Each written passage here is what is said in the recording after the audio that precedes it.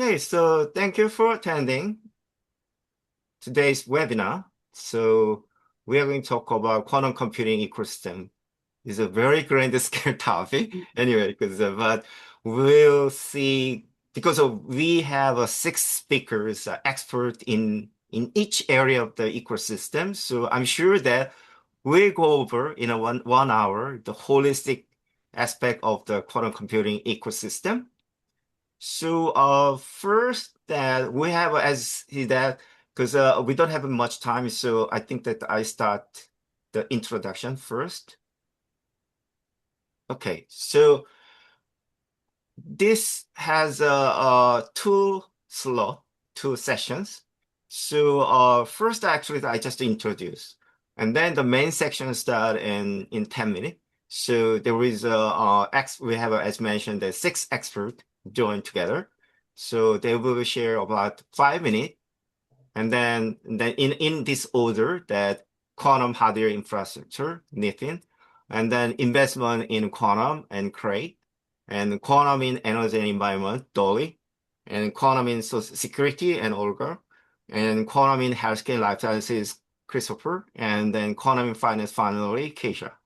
And then after this, and in the we have a 20-minute the interactive session, so moderated by the Ubika, and then it'll be a Q&A or the cross-industry discussion. So further insight sharing. So if you have any specific question, please use that window box. So there is a chat box, so you can use the chat, and then if you have a question to specific speaker, then you can leave the name who want you to give an answer, or it's general, then just leave the as a general question. And then after all the speakers sharing their insight, and then Ulrika will look at the relevant question, and then Vika will operate this Q&A session. Okay.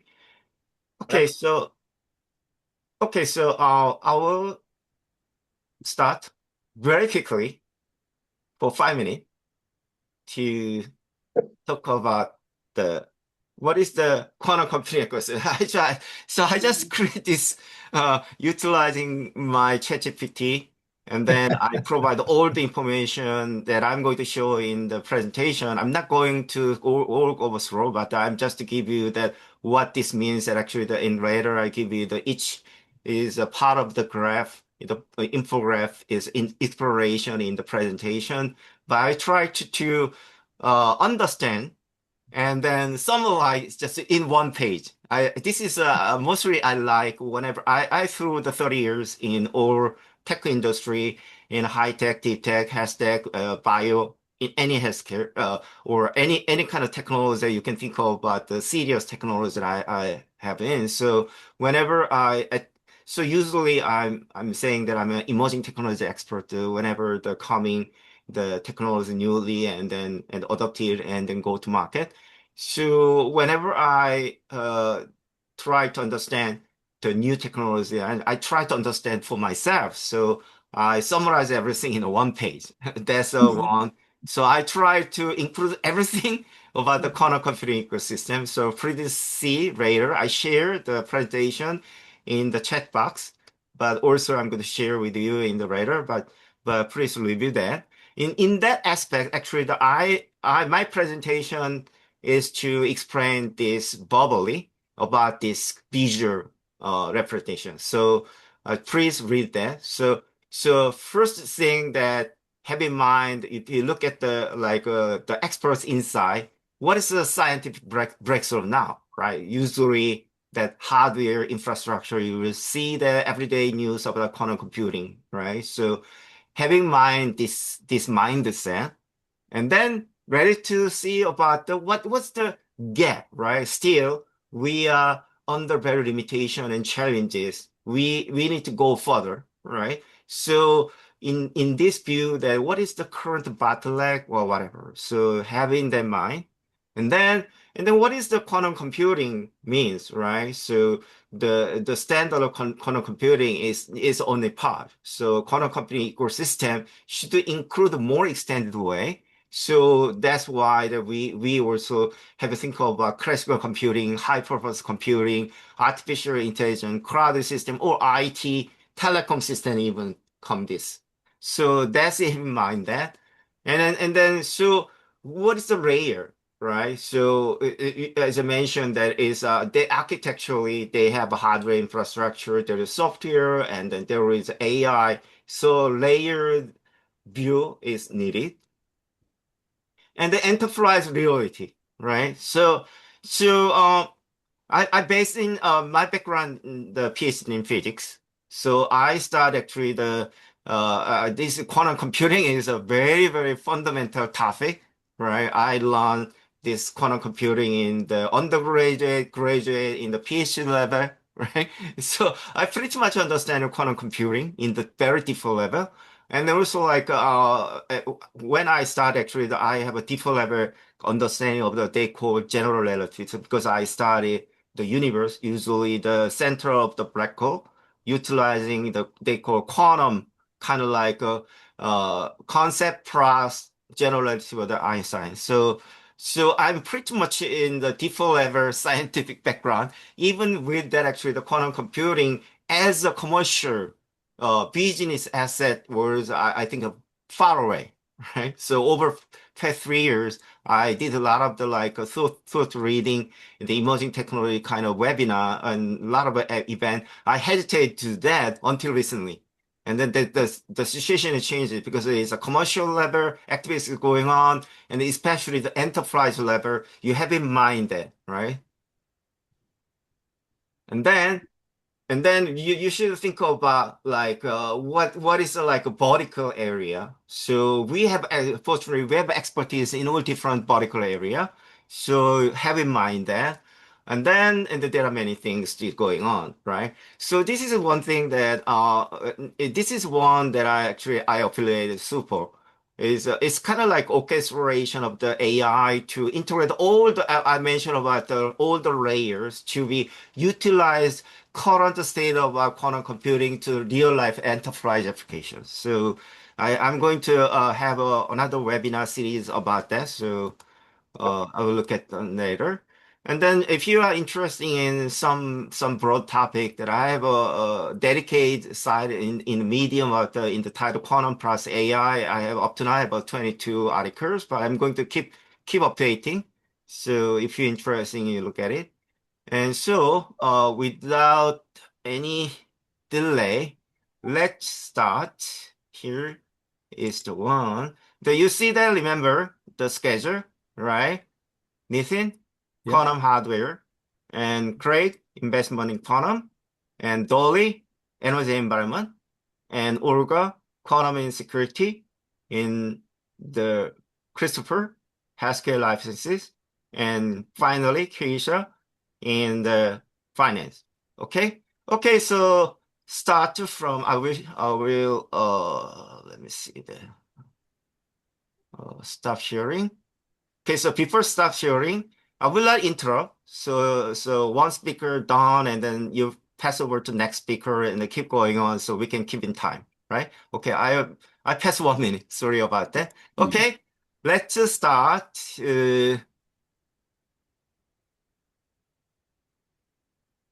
Hi, Okay. Alex. So maybe I start first, and thank you Mhm. for the opportunity for starting first.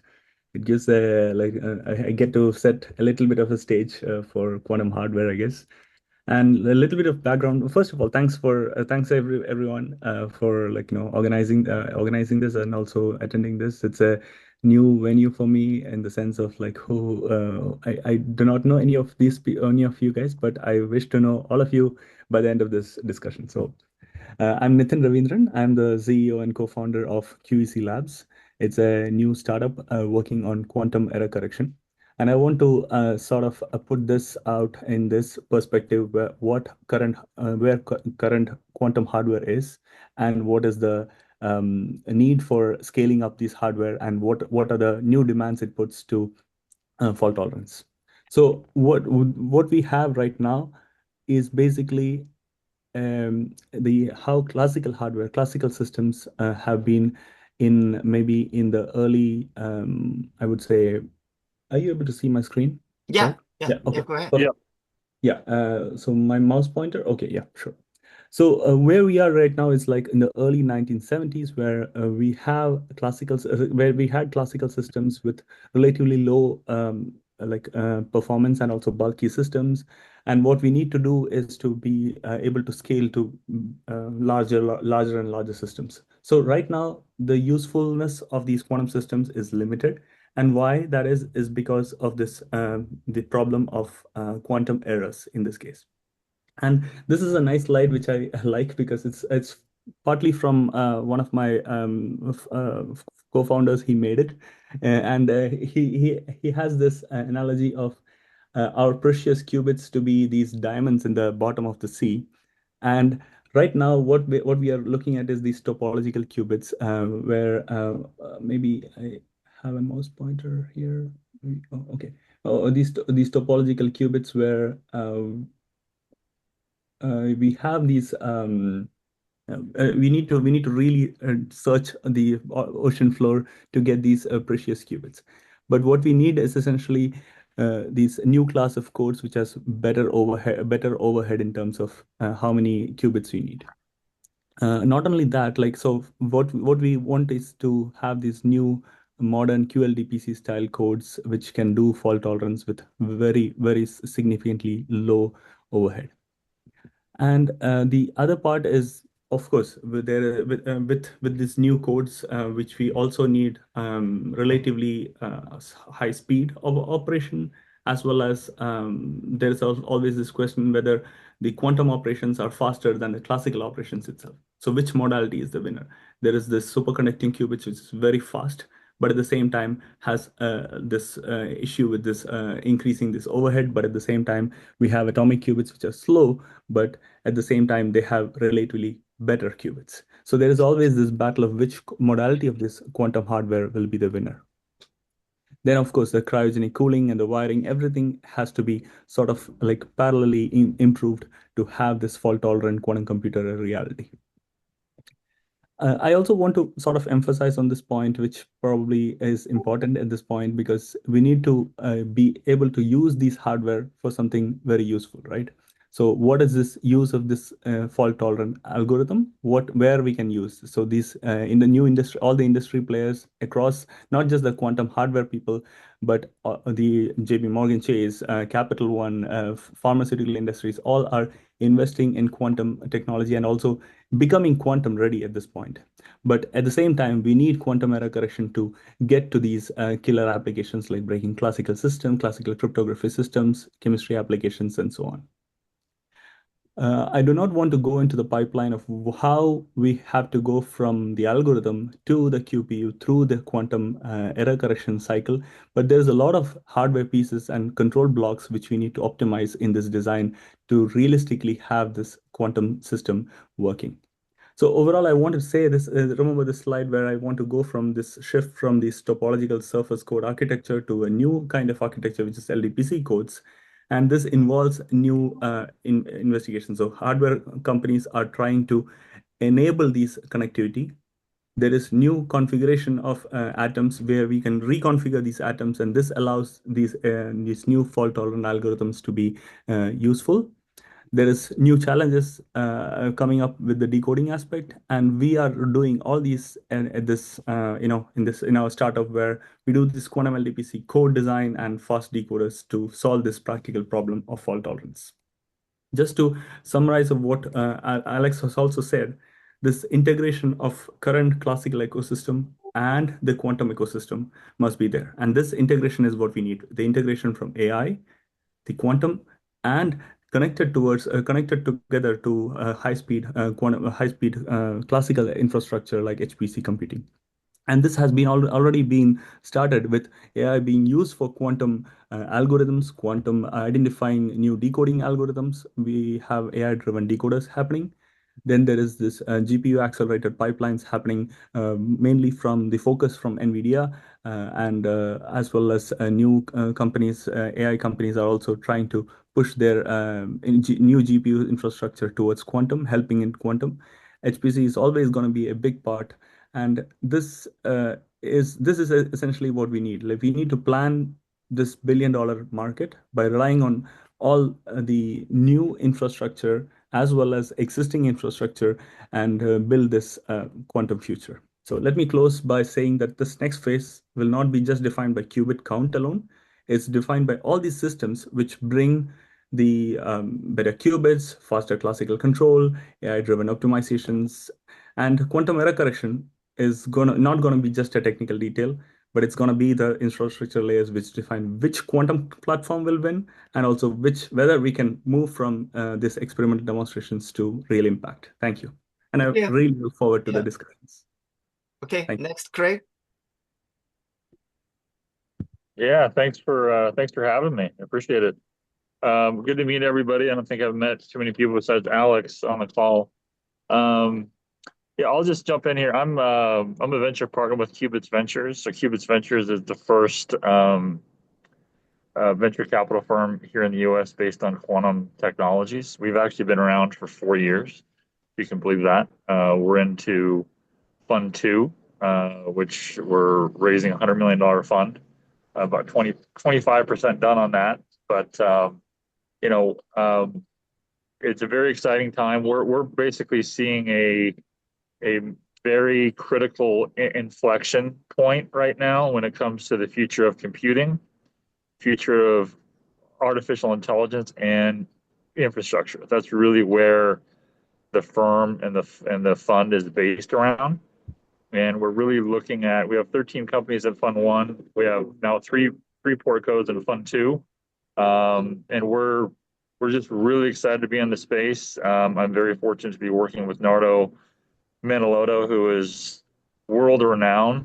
He speaks everywhere across the world regarding quantum technologies, quantum computing. We get access to deal flow that most people don't even see. So just some basic numbers from the business side. Whether you're familiar with it or not, I'll just kind of review for the nature of this call.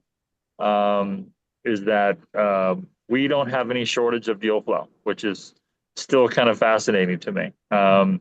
Startups are up over 50% year over year for quantum technologies, error correction, security, cryptography, photonics. The industry just cleared over $1 billion in revenue. Top line revenue for private deals by I think it was April of this year, so last month. And one thing I wanted to just say, and I can close with this, but I think we're just going to go speaker to speaker. But it's important to understand that quantum computing will not scale without AI, as many of you probably know. And AI will eventually hit a data and power wall without quantum. So that's kind of I think that's a big thesis around this call today. So I would just like to emphasize the immediate frontier of value. It's a really symbiotic relationship. You got to keep that in mind. So I think the winners of the next decade, just from an ROI standpoint, business standpoint, investment standpoint, will not be pure quantum companies. It's going to be rather enterprises that successfully integrate quantum coprocessors into their existing kind of AI high performance, also known as HPC, which I think also talked about. So, and that one of our recent investments, and I encourage you to check out our website, is Sigaldry Technologies, where we invested in the seed and Series A round. And it's to build quantum accelerated AI servers. So you have to think about that for a second, right? That's where we are. That's where the market is. Cool. So I wanted to speak on, I think there's a couple of points, but for me, it's really about kind of what the previous speaker kind of building upon what he said is that, the discussion, I think that the discussion right now from what we're seeing is that we've moved from, and this is literally like the first quarter of this year because I track this is my job, is we pretty much moved from transitioning out of the laboratory area into this kind of messy engineering area. That's where we are now. So the fact that quantum computing is not a standalone replacement for modern IT, that's number one. It's never going to be that. The market reality is that you have this hybrid I guess, workflow. I don't want to use workflow. I think it's used too much, but where classical supercomputers will handle the bulk of kind of the enterprise data processing, delegating highly specific subtask quantum co-processors. But getting into error correction progress, because I want to build on that, because that's a very, very critical point of the industry right now, is that major roadblock is with qubits being so fragile, right? So recent designs like the Google Willow chip, as you guys might have heard, have demonstrated exponential correction when it comes to error correction, right? So meaning that, what does that mean? Meaning that you scale the system, as you scale the system, the error rates actually finally begin to decrease rather than increase. And what was interesting about Willow chip is that if you saw it or not, but back in December, Sundar Pichai came out and said he thinks quantum is where AI was 5 years ago. I mean, obviously he has a vested interest in saying that, but at the same time, it's kind of interesting how fast things have moved already in 2026. So I have lots to say. I mean, there's a 4 or 5 different topics that I could speak about, but I think one of the areas I wanted to just touch on was kind of the hardware landscape, which is diversifying. So it's moving on kind of that beyond that traditional circuits, right? So that require the extreme cooling, platform using. So we're talking about kind of the 4 areas just to kind of identify this, the 4 architectures, right? So you got superconducting, you got trapped ion, neutral atom, and photonic quantum. What's happening now is that neutral atoms, if you saw Google, and I think it was another company, I don't remember offhand, recently is starting to move heavy into neutral atoms. And that's just one of the 4 architectures. But one of the reasons why that is because it doesn't require so much cooling, basically, just on one area. So, but the physical versus the logical qubit gap. So if you talk about the extreme infrastructure customization, there's a talent usability gap. So there's really this quantum supremacy versus business utility, right? That's kind of the nature where we're at. So in venture capital right now, from an investment standpoint, we have 2 companies that we've already identified in the neutral atom space. That's where Nardo wants to be. That's where I want to be, just because you can get so much more really usability and really business utility from that neutral atom structure. So that's what we're seeing. So just to kind of close up, so much of venture capital right now, like one of the challenges we have is that the big venture capital names, Andreessen, Sequoia, Khosla, they don't have their own dedicated fund dedicated toward quantum computing. We think that's coming late this year. So we're, for our LPs, just so you know, or if you're interested yourself, happy to talk to you about our fund, obviously, is we're talking to a lot of family offices here in the US. Singapore is very interested, and also corporate venture capital. So those are the 2 groups we're kind of talking to. But when it comes to venture capital, and MediaHype has focused on quantum supremacy. So I'll just kind of close with this. So providing a quantum machine can beat a supercomputer at a task. However, what we're seeing is that the tasks used to prove this are often highly contrived, abstract, as you can probably imagine. So with 0 commercial value. So if there's no commercial value, then what's really the investment case, right? So businesses are hesitating right now to deploy, because their regular PC is still cheaper, faster, more reliable, and it does the daily database management, standard software operations. We think that shift is happening now. Why is that? Well, if you look at where computing is, the zeros and ones, obviously, you're looking at a time where it's really coming up against what I said before, kind of that data and power wall, right? How much more energy can our grid, can our system really push on that level of compute here in the US and overseas? So I think that is really starting to come into the conversation about, okay, what's going to help fix that problem? How do we solve problems, right? That's the best investment case for any business or anything else is what problems are you solving? And I think when it comes to quantum, one of the main areas of focus and the reason why that is because we're already at that power wall. If you start looking at energy, you start looking at data centers, we don't have the power to move the compute any further. We're at the limit. We've been at the limit for a while. So I think our thesis is around quantum requires much less energy and is much more efficient and much more powerful. And it's happening now. So I think that's the shift we're seeing. That's the shift you're going to see moving forward, because I think, just to close, I mean, quantum computing will not scale without AI, and AI will eventually hit a data and power wall, which I think we're already there. So I think the fact that quantum at a high level can really reduce the need for so much power and so much energy consumption, and is that much more proficient, that I think you're really going to start to see the commercialization happen.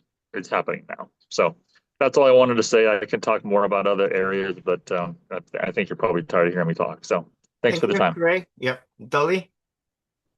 Hi, everyone. Can you hear me clearly? Yes. Perfect.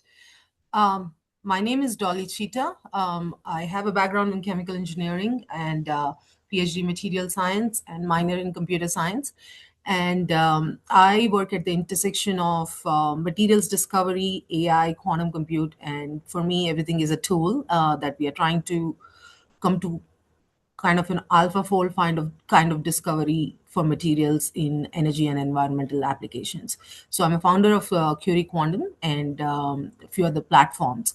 But today I wanted to I don't have slides like Nitin did. It freaked me out a little bit because I thought I didn't get the memo on the slides. But so what I'm going to be doing is just covering a few topics on energy and environment.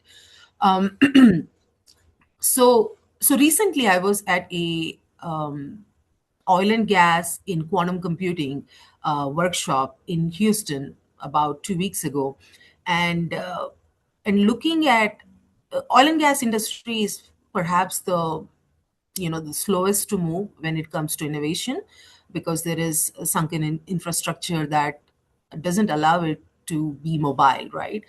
But you could see ExxonMobil in the room, you could see IonQ in the room, and every other quantum company, and also oil and gas companies in the room. Now that speaks to the opportunity itself. And the current, there is a McKinsey report that came up. It talks about just quantum compute alone is going to be about $3 trillion business by 2035. And about 1/4 of that is going to be for energy and environment, like 800 billion to $1 trillion, right? So that is significant opportunity for us, and the state of art is not yet there. As some of you pointed out, we are still at a lower TRL level on several quantum verticals. And how do we apply a lower TRL technology? When I say TRL, it's a technology readiness level to other industries that are at a TRL 9 and 10, right? TRL 9. So that's that. But if we look at some of the opportunities, quantum in energy and environmental would be a perfect fit if you're looking at optimization problems, right? So when we look at oil and gas industry, again, going back to that, everything is an optimization and supply chain problem. So it is inevitable to use stronger compute, high performance computing, and possibly AI, HPC as an integration for quantum for optimization, logistics and supply chain, and grid optimization as well. At medium term, use cases could be materials discovery. As I say, it's not trivial to come up with an AlphaFold kind of approach, but that is on the works. And then ultimately, I look at like climate modeling and detection of mines, underground mines. There is global optimization challenges like the traveling salesman. All of these, essentially, they all come to the long-term uses of quantum compute. Immediate needs would be, I would say, supply chain optimization and logistics optimization in energy and environment. Then I look at bottlenecks, right? What are the bottlenecks for adaptation of quantum computing in energy and environment industry? Primarily, it is workforce, undoubtedly, from the outside. But within the technology itself, it is what I talked about, is integration of technology readiness levels that are not at the same pace, right? You're dealing with a breakthrough from a lab. How do you scale it? How do you advance it, advance through the valley of death, and then essentially come to a TRL level that the higher TRL level technologies, oil and gas industry, can adopt it very easily? That is not there yet. The road, we'll see roadmaps of every other quantum company, but the roadmaps to integrate are not there. They are the roadmaps for their own technology, but that's just one vertical in a quantum ecosystem, right? Now, is that applicable to materials discovery? We don't know. Is that applicable to a particular use case? We do not know. So ideally, there is a lot going on, but the idea is to be very strategic in how you approach a use case. And again, as I said, there are a billion use cases in oil and gas, energy, environment, industry. And there is another workforce. So there is what is this? Public-private partnership is another thing that I want to emphasize about. So I am leading the Utah Quantum Initiative in Utah, and essentially doing an ecosystem audit to identify local assets and activate them. Now, we have an industry that's full of space and defense and energy and geothermal as well, as you know. So how do we combine the local assets? So I would emphasize for the listeners and also fellow speakers to understand what are your regional assets and then activate them to a particular use case rather than trying to follow what's happening in Chicago or Tennessee or elsewhere, because those probably will not be directly applicable to the local economic development. And since I work with the Governor's Office of Economic Opportunity here, the emphasis is very clear: is how do we focus on local economic development, not necessarily other states or other nations. But speaking of other nations, we have about, I think, 7,000 to 8,000 global entities involved in quantum, primarily in quantum compute. Yeah, and I'm speaking to the larger crowd, not necessarily only energy and environment. And there is a significant 14%, I think, is the increase in the workforce just in 2025 alone. So we can imagine it will be close to 30% 2026, right? So essentially preparing our workforce, that is the biggest bottleneck I want to speak here to. There might be students on this panel, or in the audiences as well, or people who are trying to change their technical background. The idea is to integrate themselves into quantum ecosystem. There are so many verticals, there's room for everyone. And so focusing on that. And the last data point I wanted to talk about was this public-private partnership and how the private industry, actually 72% of quantum computing funding or initiatives have been led by private industry. And about 1/3 of them actually have, and when I say 1/3, about 100 companies, right? Like, so out of 300 companies, there are 100 companies which are non-quantum companies, right? We are not talking about quantum development companies. These have invested up to $10 million in internal R&D funding. Now, that's nothing when compared to other industries, but it's just a good start. And most of the innovation is coming from the private industry. And so I would encourage public-private partnership and national labs being involved in all of this. So those are the few things I wanted to emphasize and talk about. There are so many use cases. I'm actually writing an article and a report based on some of the oil and gas use cases. So if you're following me on LinkedIn, feel free to check that out. Shortly, I'll be posting that. So it's on quantum compute and oil and gas use cases. So yeah, if you have any questions, please ask me. And 5 minutes is definitely not enough for me to talk. So thanks. Because after this webinar, and then a lot of people will contact you. Okay, thank you. And Olga, next.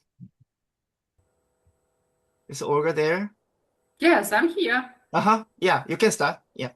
Hi everyone. Many already know me from the audience, I can see. So I am the co-founder and CEO of Quantum Scouts, and among many things, we work with secure architectures and secure architectures and PQC migration. So, and now it's extremely interesting because PQC has actually nothing to do with directly with quantum. It's more math, but it has to do with quantum threat. So will the quantum computer break encryption in 2029 or not? We don't know. Some believe yes, some believe not. But important is that the companies, enterprises, critical infrastructure thinks about it and is getting prepared. And for us, because I have a team of architects and engineers, for us it's important that they take cybersecurity seriously, and PQC migration is a way to do it the right way, because PQC demands architecture that is crypto-agile. And now we see how important it is. So we have already keys from IBM, and now NIST says they have a new round to find other keys, which means crypto agility becomes extremely important when we are talking about PQC migration. So, and what we say, yes, PQC is a good way to secure part of your architecture, but the problem is far more serious, and it really requires layered approach. Also, what I see now, it's a big interest in AI from all the sides, and quantum, unfortunately, here is like taking a bit backstage. But important to understand that it's about hybrid attacks also in the future. We see now that AI is in offense, extremely active, and now we have agentic AI. It's inside the enterprises. So we give the key of our house to agentic AI. And now we have to think how to do it, how to create the architecture that can protect us. So also for the future, if we have AI that gives the speed, and we have quantum computers that can help to break the keys. So we have really created such a weapon. So quantum cybersecurity has to be really in our minds, because it's about protecting critical infrastructure assets, what matters, IP, for example. And interesting for us is that although we have the keys, that still there are lots of vectors, vulnerabilities, how you can go around them. So it's not only about implementing the PQC, it's also about, as I said, creating an architecture. And we start already, when we start the migration, it's about mapping your crypto dependencies, of course. Also, it's a good thing because you see the vulnerabilities in your system and you can start already improving.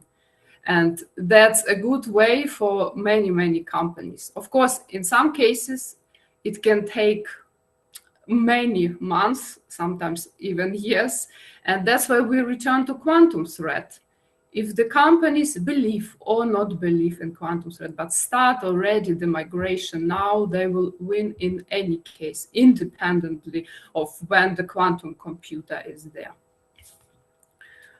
And also, I was today at Risk in a conference, and it was for for risk managers, risk professionals. So, and a lot was said about cybersecurity and also about AI. And unfortunately, when I'm talking about now quantum cybersecurity, each and every time I have to mention AI, and there is no way around it. And we started talking about secure architecture and now about AI governance architecture. So everything has to be together, and everything is so becoming so extremely complex.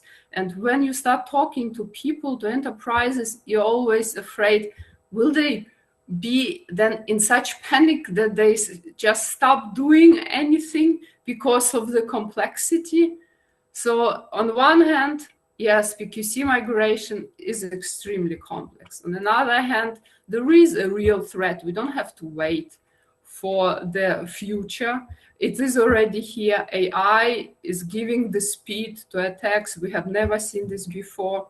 So that's from our point, quantum cybersecurity.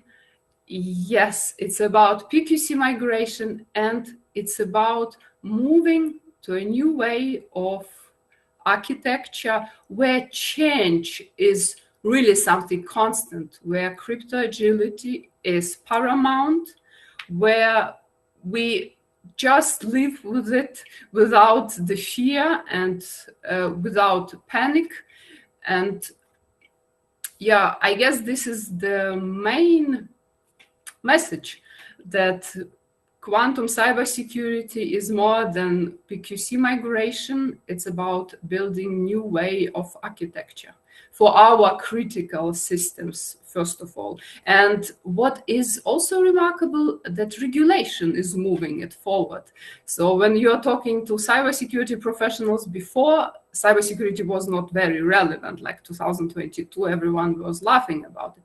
But now, thanks to regulations, companies have to improve it. And it's, from our perspective, it's very good, not only for business, but also for critical systems. Now they have really a good chance to be improved.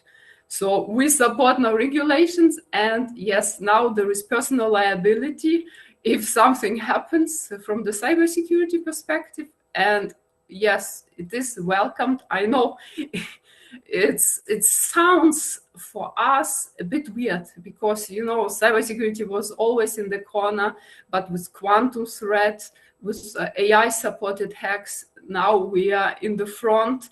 And I can talk from so many cybersecurity experts. They are happy that there can be something done actually good. And I see that many take it very seriously, and it's a pleasure to see it. Thank you very much. Thank you, Olga. Okay, Chris, your turn.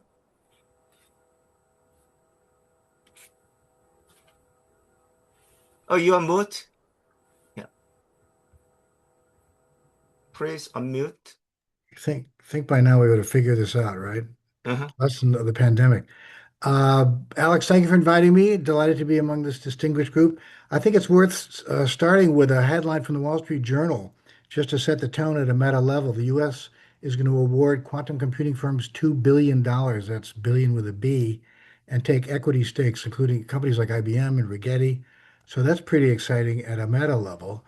The other thing I want to start off with, in terms of, I'm talking about pharma and quantum. I'm here in Boston at the BioIT event. I ran a day-long session on Gen AI and a breakfast session on quantum. Had two execs from Quantify here with me. But here's a quote from McKinsey, again, to set the tone. This is their report on life sciences and quantum. They say, by creating highly accurate simulations of molecular interactions from scratch, without relying on existing experimental data, quantum computers enable researchers to computationally predict key properties such as toxicity and stability, significantly reducing the need for lengthy wet lab experiments and generating high-quality data that would otherwise be unavailable for training advanced AI models. So that's kind of, I could stop there. but I'd have a couple of charts. Let me just show you what I prepared for this breakfast roundtable this morning. I think you might find interesting. Let's see if I can share this. So yeah, we titled this Molecules to Qubits, collaborative conversation. But here again, for veracity, here's a quote from the gentleman who runs the Cleveland Clinic, where IBM has an in situ on-site quantum computer. His take is this technology holds tremendous promise in revolutionizing healthcare. I mean, I won't read it to you, but the idea is he contends it'll potentially find new treatments for patients with diseases like cancer, Alzheimer's, and diabetes. So that's pretty exciting right away. The second slide, again, I put this together it's a kind of point in time view. It's by no means comprehensive or complete, but it's just to give people a sense of the pharma life sciences companies on the left and who they're interacting with in the quantum landscape and what they're doing. It's happening today as we sit here. It's going on. It's a real thing. They're generating value. They're exploring. It's early days for sure. But AstraZeneca working with IonQ, 20x speed up in time to solution. IBM certainly is a player. They have actually Gopal, who leads life sciences quantum for IBM, was here at this event. I had a great conversation with him. They're enabling quantum assisted molecular simulations. So, excuse me, again, this is a bit of an eye chart. I'm happy to share this with you, but let me just say it's underway and it's an exciting time. And I'm going to stop and give Keisha time to do her thing. Thank you, Keisha. Finance? Hi. Thanks, Chris. Yeah, I think I've got a slide I think I can share for everyone. I think it will just help me to quickly run through what I want to discuss. Can you see my screen? Mm-hmm. Yeah.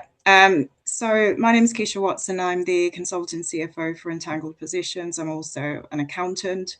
I speak at AI and Quantum events, and I'm actively involved in finance transformation for large scale and small scale companies. So essentially, I am interested in how quantum technologies can support real businesses and actual real use cases. So there's been a lot of talk about the theory of quantum. I'm seeing lots of talk now about how we implement this into our day-to-day. And so that's really intriguing for me, as I'm passionate about translating complex tech into practical business value.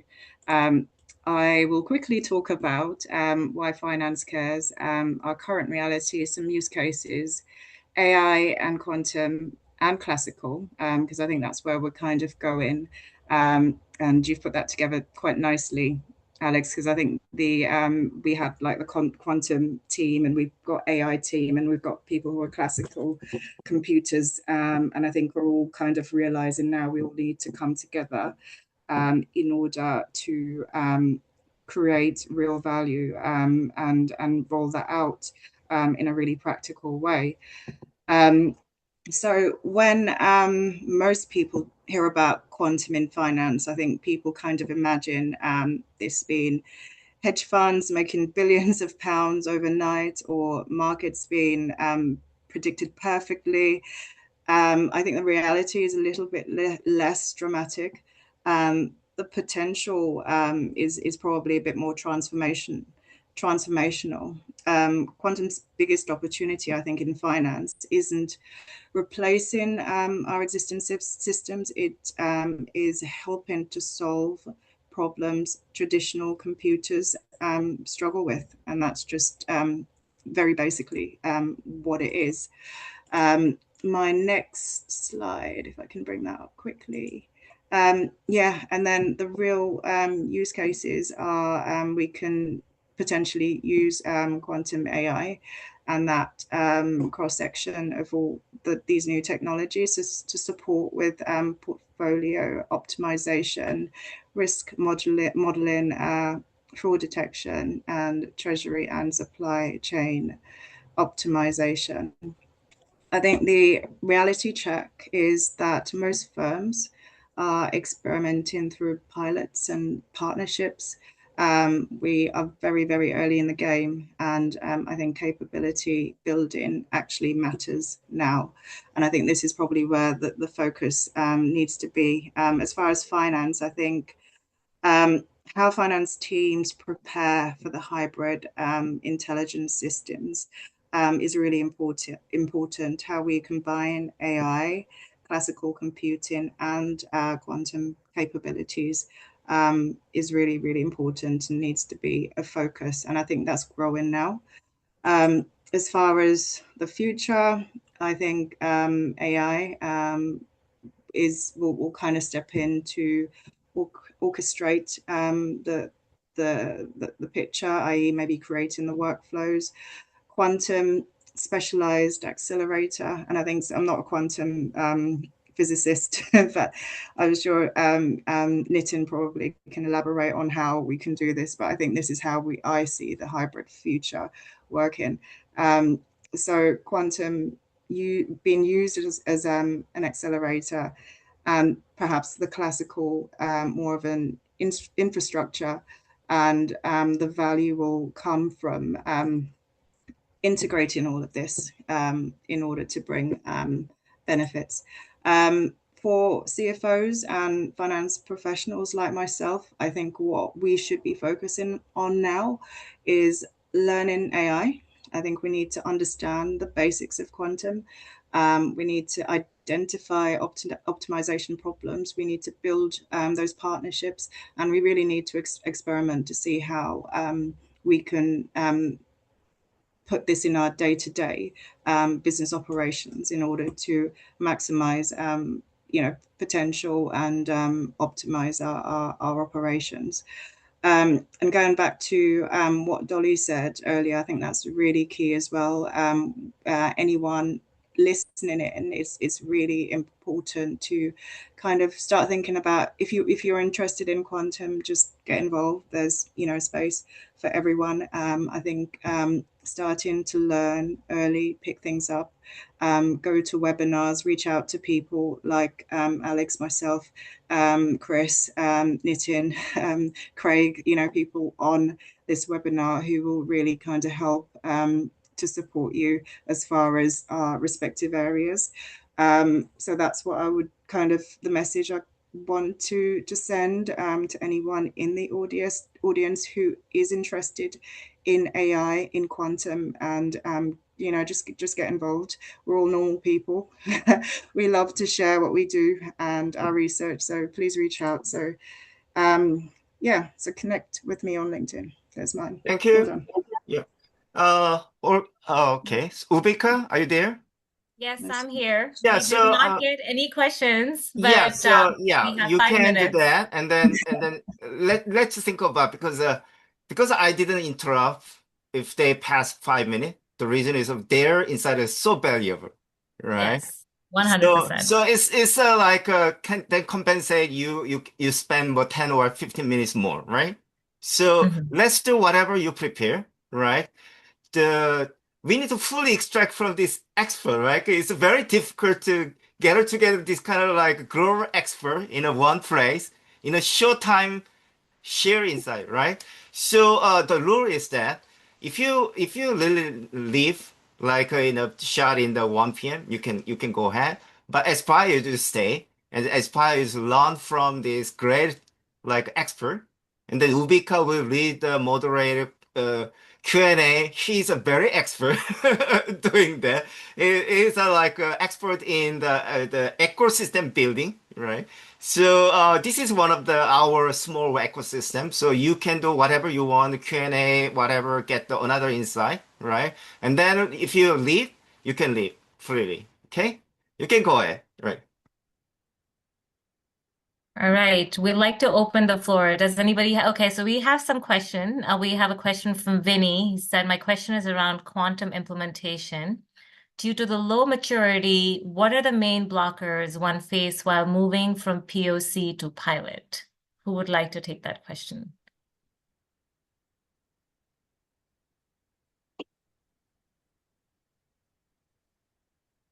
So I can take it. I think at the end of the day, it's based on use case, right? So what's the business value that it's going to bring? You don't want to deploy a technology unless it's pointed at a certain pain point or is going to deliver value to whatever business you're in. So it may require some additional due diligence around what the problem is, and then also who is implementing a quantum solution in your vertical or your industry. There's certainly a lot of people exploring these kinds of options. Find out who's the Miles Davis in your particular sector and track them down, connect with them on LinkedIn, follow their blog, whatever. Go meet with them if you can, or have a Zoom, and learn what they've decided are best practices, how they're implementing a valuable solution in their vertical. Thank you, Christopher. Just a follow-up question on that. What I'm looking at is, so today I implement ClickSense application across the enterprise. So what I feel when we move to quantum technology implementation is on two aspects. One is the, how do you validate the data? That data validation and data correction, that is something that I can't put my head around. How do you validate it? Do you compare it with our classical outputs, or how do you convince the business that your classical output versus quantum output is in part? That is something that I always think about, and I don't have an answer to that. So, I'm thinking of those lines, like, actual hands-on implementation, and also about the architecture. Like, you need to get yourself integrated to the classical architecture you have, right? And there is a lot of, when you go for a new implementation, there's always this push and pull with your solution architect. Like, they have a standardized solution, but the reality is different. So when you hit the blocker there, and we don't have a standardized quantum architecture yet. So all of those are kind of a black hole for me. And I don't come from a physicist background. I come from an enterprise implementation background. So how do I ask these questions, and who should I ask these questions if I ever come across? So that is where I am struggling, Yeah. So just to restate a really salient point that Craig made earlier, which is that this is all merging, that AI and quantum and HPC are going to create this next generation compute environment, if you will. Yeah. But that said, again, I encourage you to look for the use case, look for what's going to deliver business value. Because at the end of the day, the execs with the P&L want to know, is this going to generate attributable revenue? Is it going to improve productivity and efficiency? Does Wall Street care? You bet.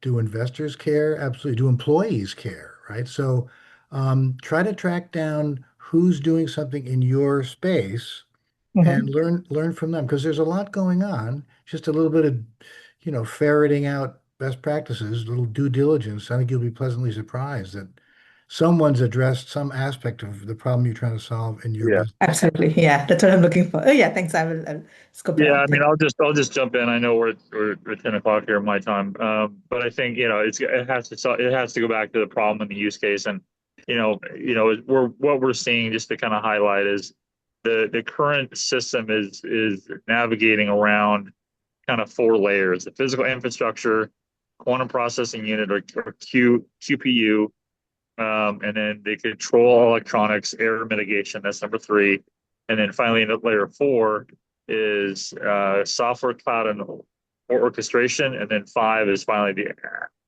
application layer.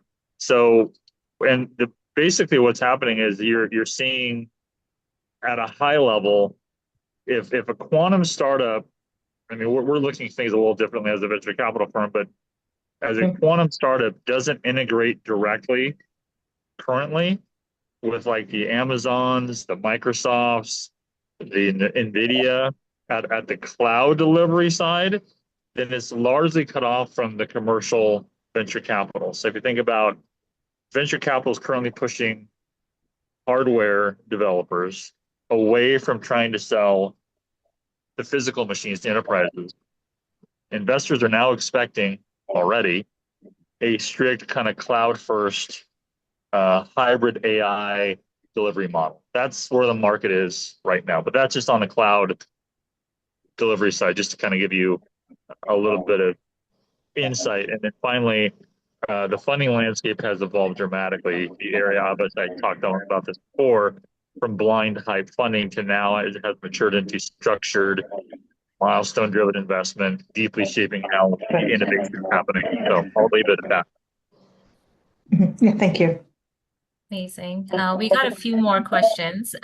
So one question is, and I think this is related to PQC and more relevant for Olga, and there are others I'll come to. So when it comes to PQC, what is the heavy lift when getting started for organizations to understand way before they start implementing it? And I wanted to just kind of add to that in terms of, Olga, you also mentioned that there's a lot happening. There's AI in the mix and there's AI governance. So what do you really recommend? Where do people really start to get their arms around it? Yes, and we have noticed that the best way when they already take a look at it by themselves without being afraid that the vendor will sell them the solution. So when the companies on their own understand they belong to critical infrastructure and there are regulations, they are liable, and they take a look at independently. And then you start talking to them, and there is a roadmap. Everyone knows crypto dependency and this and that. But the point is, when we talk about the implementation, there the questions are really big because it depends on the system. If we are talking about SCADA, that's completely different. If we are talking about just an enterprise, and also the time is different. So I guess in the beginning, to start with, they must have already this motivation, because otherwise, what I heard also, like third-party consultants, yes, but even if they come and they are companies understand, we don't have budget for this year. So what is PQC this year for us? No, we'll start maybe next year. So even the consultant has to come then and say, yes, but there is the regulation and you won't make it till 2029. And then there might be some movement. So it's really very difficult at the moment with PQC migration. That's why we say, if you're already investing, if you're ready by yourself, then do it in the way that you don't have to reinvest. You can do it once, right? Then later you have to invest far more money because you didn't implement a crypto agility proper architecture just to tick the box. And I know some companies just need to tick the box. This is another case because we also talked about it. Yes, it's you see, it just depends on the company. What do they want? Do they actually want to protect their architecture, their IP, for example, or do they just want to tick the box and they say, oh, anyway, our data, what we have in our company is not so valuable. It doesn't matter, because we also heard this. So it depends. I mean, that's the point. I want to say one last thing before, we end the conversation. Has nothing to do with quantum, but emerging technology at large. If we are not at the table, we are on the menu, right? So that's how I look at it. If we are not speeding up to be an active participant from every level, workforce and technology and ecosystem, then quantum specifically, it is an issue of national security. And so if we look at it that way, I think a lot of things get aligned, in my opinion. It's too geopolitical, yeah. It's a great way of phrasing. And I love what you said, Olga, right? That some people are looking at it as like just kind of ticking the box, but ticking the box is not going to save them, right? Like when the attack happens, that, just by having it on paper is not going to be good enough. So that's a very I had also one conversation, and then they say, yes, we were hacked, but there was nothing on the server. They were just old contracts. We are fine. We didn't pay them anything. We are fine. We don't need it. Yeah, but think about it. If they were once in your system, they will return. And this is just the law. But it's very difficult, you see. And the conversations are happening now, not like 5 years ago. So there is a long way to go still about awareness. That's why I'm saying it's amazing. Regulations do actually their job. I guess one of the first times in history. maybe in Europe. I'm not going to comment on the US side. It's very controversial. But just kind of moving on with other questions we've gotten. So I think Adam asked, and I think this is specifically for Craig, how bullish are you about Google Willow? Pretty bullish. I mean, whenever you talk about Google and the big, tech companies, and they have the most R&D, they put the most money in, they already have a quantum chip. So 269. There's 216. they're going to be driving the market, obviously, as far as adoption. That's why, you talk about IBM, you talk about Rigetti, you talk about IonQ, you talk about these private companies, public companies now. Google's in the mix as far as driving this, so they have obviously vested interest. One thing I will say, we're very bullish on that. Very bullish on that. One thing I will say, just for some perspective from an investment standpoint, is that please don't try to apply quantum to everything. And that's what people are doing right now, because everybody's kind of rushing to the door that are interested in it or investing in it or want to invest in it.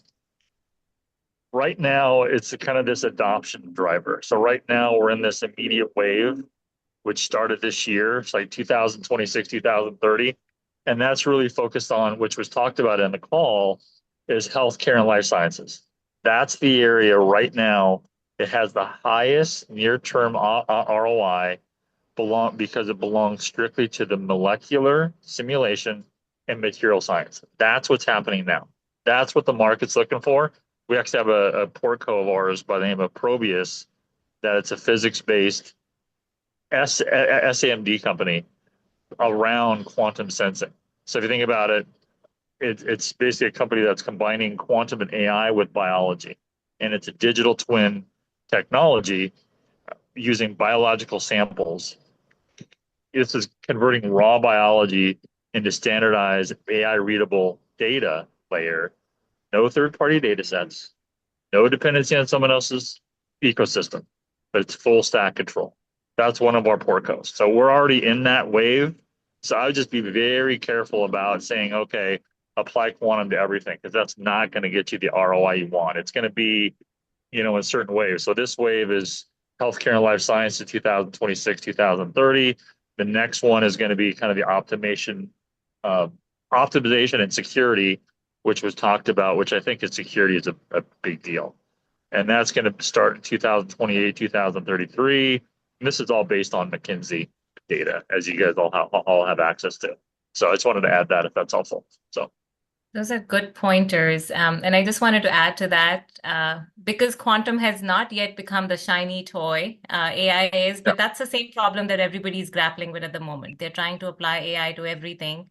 And once that awareness happens, with quantum, people are going to try to make the same mistakes. So I think it's a good reminder that, and also what Chris said, right?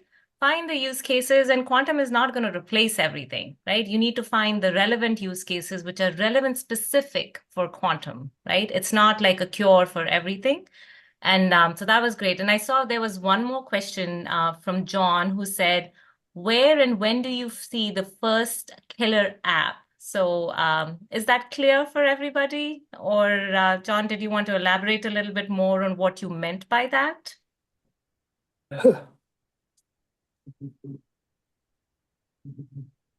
Yes. Can you hear me okay? Yes. Yes, it's really an open question, because we've got all of the different, whether it's compute, sensing, comm, security. There's lots of different layers to it. Everyone sees these things slightly differently, so it's quite an open question, just to get a feel from for each of the panelists as to where they see things, and get a feel for what they're excited by. So perhaps if I start off, I think gravimeters are doing some really good stuff in the here and now. So there's a starter for 10. Okay, John, go ahead. Sorry, I know John quite well. We've been friends and colleagues for, friends for 20 years, colleagues for 5.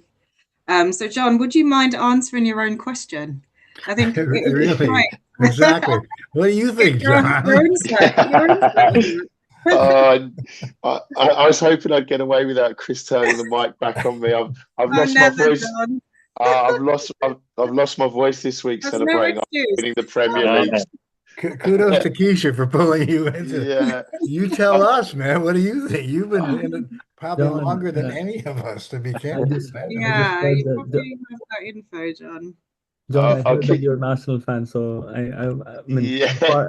I'm across the pond, but still I'm an Arsenal fan too. Yes. Been Arsenal fan for a long time, and happy to see that Yeah. you're celebrating too. Yeah, But I have I'd like to I, take the ha I have to keep it brief because I lost my voice at the Emirates this week celebrating it. So, but I think I would go with some of the sensing technology. So I think there's some great work happening with gravimeters, seeing things we can't see. I think also some of the navigate or the GPS replacement systems around navigation, doing some really interesting stuff at the moment. So that's kind of where I see some exciting stuff here and now. And I think part of that as well is because these things can generate revenue for usable products right now that can be then put back into the system to create more of the future technologies that we don't yet have. And whilst not just from a revenue perspective, but also creating some of the engineering frameworks that future iterations will rely upon as well. So I'm going to protect my voice from now on though, so I'm gonna leave it at that and hand it over to the panel. Thank you, John. I kind of want to add one point where the classical systems, right? Like classical systems, when we started with, it was for like calculations, code, like like doing scientific research and so on, business processing. But the applications what we use right now for classical systems like AI assistants, cloud computing, even Facebook and other technologies, right? They were not born a lot when the classical systems were invented. So similarly, the best transformative applications will be found, in my opinion, also by using people experimenting with quantum computers. And only when the hardware is improved and if we can connect quantum computers together, like imagine like quantum networking and quantum network computation happening, and people are actually starting to experiment with them. I think then we will find applications which we have not even thought about as of now. But only, yeah. So to answer the question, when would my bet would be like early 2030s, when truly killer applications will be developed with the use of good quantum computer, good useful practical quantum computers, in my opinion. Anybody else? That's very positive. Can I say that's such a positive, well, because from cybersecurity perspective, you're like thinking, nah, no. But I like to think that it will be really good. And I hope also that for finance, there will be a good use, because we also took a look at quantum algorithms, and there is good opportunity. There is something in it. So, yeah. Yes. Yeah, I agree, Olga. I think for finance, I think quantum in collaboration with AI will create massive efficiencies, and that's something that I'm really looking forward to. Yes. I actually have a follow-up for Keisha, right? So, and I loved, you talked about the examples, and but do you find that a lot of times folks in the finance teams don't know where to look? And in terms of the discovery, who should be leading that discovery internally? Is it like a CTO, CFO, or who in the lines should be leading that? Yeah, I think definitely the CFOs. I think the issue with finance is we work with numbers, and especially in corporate, it's predominantly about profitability and how is quantum going to generate profit for my corporation next month, next year, but when we're looking at investment, and payoff for investment in quantum in 5 to 10 years, I think a lot of companies are not willing to take that risk. So I think companies need to be quite bold, and they don't need to start and just implement a quantum computer to do all create efficiencies. Just start with training the staff on basic sort of quantum theories, and just getting the company ready, getting the corporations ready for that. And I think essentially just taking it in little steps in order to get there, rather than trying to think of the big picture. Because I think when I speak about quantum to my finance colleagues, their eyes almost glaze over, and it's like, oh my god, this big thing, and they don't really kind of understand what it is, or how they can even start to implement it. So I think just awareness probably the first place to start. And it definitely, I think it needs to come from the very, very top, i.e. the board, or the CFOs, like myself. I love that. Can I ask Kisha a question? Because when we are talking about quantum algorithms, and then, for example, portfolio optimization, did you hear that, for example, wealth managers, they are afraid that they will be exchanged? Yeah, I think everyone's a bit worried about being exchanged and not, possibly being omitted from their role. But again, with AI, there's also that worry that we had, and I did this with John, a quantum finance boardroom. We went to the Savoy and we met many industry leaders in corporate finance who are running these companies day to day. And the reality is AI will take some jobs, and it's how we transition those roles that were heavily manual into essentially keeping the talent and moving them along into more effective roles, because AI is here. It is transforming finance actively using tools like Claude, Copilot, and there's lots of other AI software out there that's supporting finance and corporations as a whole, and quantum is coming as well. So I think it's just essentially now just not being really daunted by what is it? We don't know what it is. We don't know how it works, and just trying to just get your head around learning, training for staff, essentially. I just want to comment on what you said, Kisha, before we tackle two more questions that came. So when people say that, yes, AI is taking over jobs, I think we need to educate people that it's transforming jobs. Yeah. People should take a look at it, that it's going to help you free up doing maybe some of the dirty work and maybe unlock opportunities for where we are best suited as humans to do better, right? So people should look at it that, okay, yes, it's going to take away some of the jobs that you don't want to do, but you should look at it as a way to unlock new opportunities, new ways to generate revenue, save time, right? So where we are best suited for. So just moving on to two more questions we got, and if people can still stick around. So Mike has a question, quantum lacking auditability, how to overcome need for data provenance.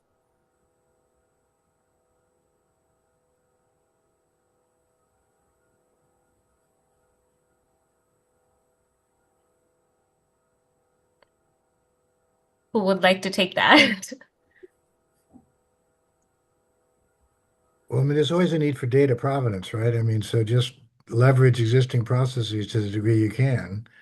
I mean, the data lives somewhere and somebody owns it. So I think that no difference with data that quantum machines are pulling in. Do you think there's a difference, Mike? You're on mute. I'd love to hear you speak. Oh, thank you very much. Yeah, so my name is Michael Novak. I'm a neophyte quantum, but plenty of experience in the AI and agentic economy world. And that's something that I've been toying with, is if I'm using a quantum machine of some type today or even in 10 years, I guarantee that some higher body will want to say, so how did you get that answer? It's quantum. It's either or not. But that's going It's on not going to today with happen. AI, right? The black box issue with AI Exactly. stuff. Yes, sir. So So that's where I have that same question. that's a good question. I don't know. I mean, I think unless the degree to which it represents risk is always the driving factor, right? So Yes, sir. that's the key. And this is where I talk about AI and I say, like has been spoken about earlier, AI won't take your job, but our laws are built to govern people and our society. So if I use an AI tool to produce that answer, that finance number, that measurement, the human needs to verify that I can stand behind that. Yeah. Yeah. Because the AI does not think Right. it's a tool. The AI isn't aware of any risk. No, sir. And I'll Well, I have a think- long conversation with anybody about that and take them down. But with quantum, again, I see that similarity of this is a great tool to accelerate, finding that molecule 1 out of 5 billion that fits right where. Absolutely. So But I was just saying, I think you know. a takeaway from, so at the risk of bragging, I was at the AI and Business Innovation Summit that The Economist ran in March, right in London. A key takeaway for me after sort of 2 days of hearing from CFOs and senior execs at companies across verticals was, and this is my sort of TV impersonation. It's like at the end of the day, it's going to be some human going, let's go with that.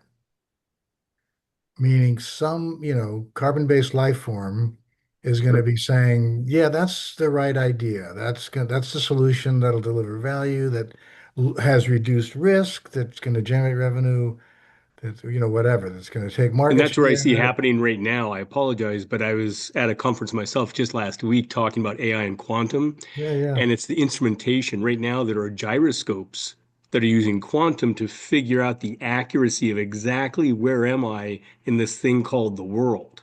But it's still the pilot or the controller who gets to decide, is it 0.0007 or 5? What do I do? Or do I say, you know Right. what? That's not right. I'm doing this.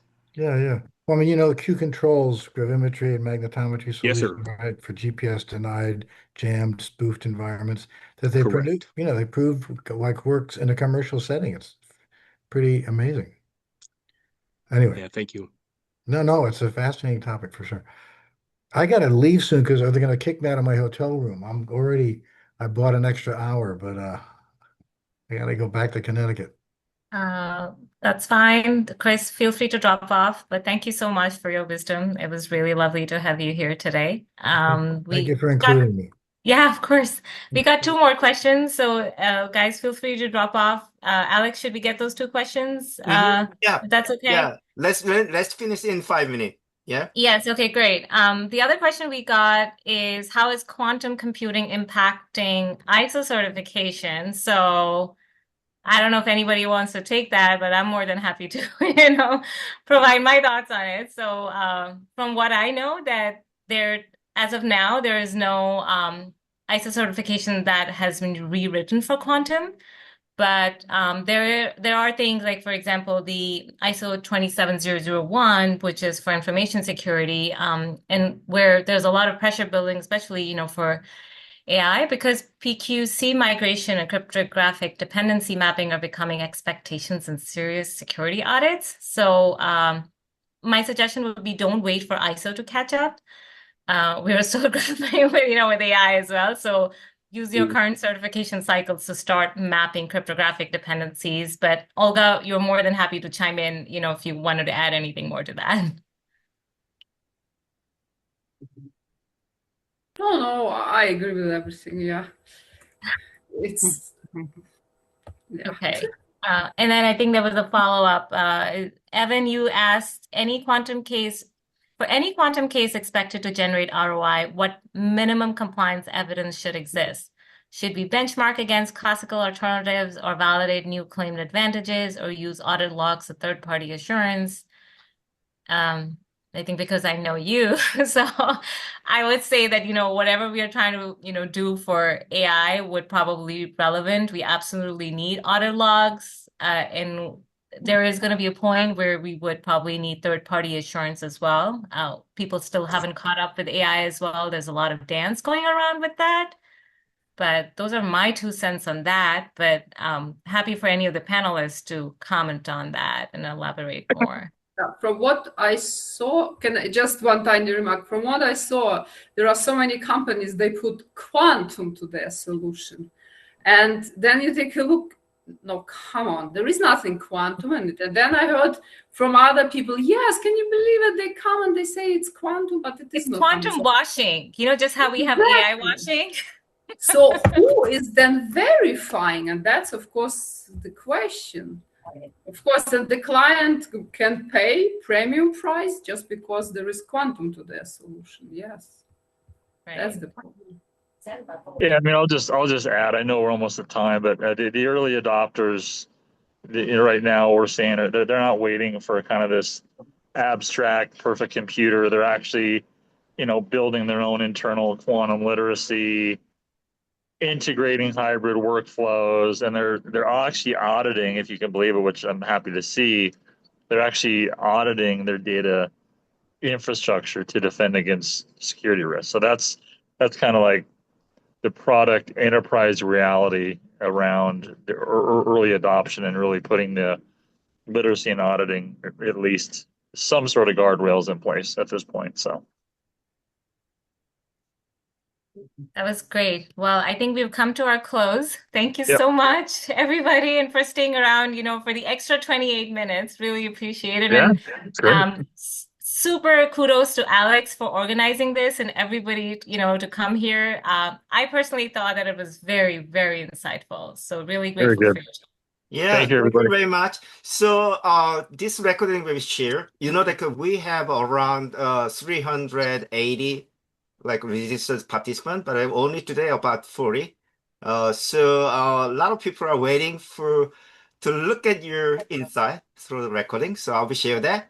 And also they already know about their LinkedIn, so they know about it, and so they will contact you after they see the recording. And also I'm going to summarize all of you shared the insight, right, as a one shared summary report. So I will share to each other. People will be summarized, and other people will talk about. Especially, I think that today is a great speakers and moderator and participant. Thank you. Yeah. So we Alex, formed the ecosystem, right? A quantum expert ecosystem, right? So we can. Alex, I didn't. Yeah, and Alex, I didn't have a deck today because I had some other stuff going on in the morning. But if you want a deck for me to share, I can. Yeah, whatever you want to share, then you can just share with me. Then I can. Or you already have notes recording. Either way. I have. I have over the past years. There are a lot of the audience actually that register. So I think I can share around 3,000 expert that in all of the world. So they will look at yours. Okay. Excellent. Okay, so thank you, everyone. Thank you, Alex. Thank you, everybody. Have a really nice day. Okay. Thank you. Take care. Bye-bye. Thank you. Bye.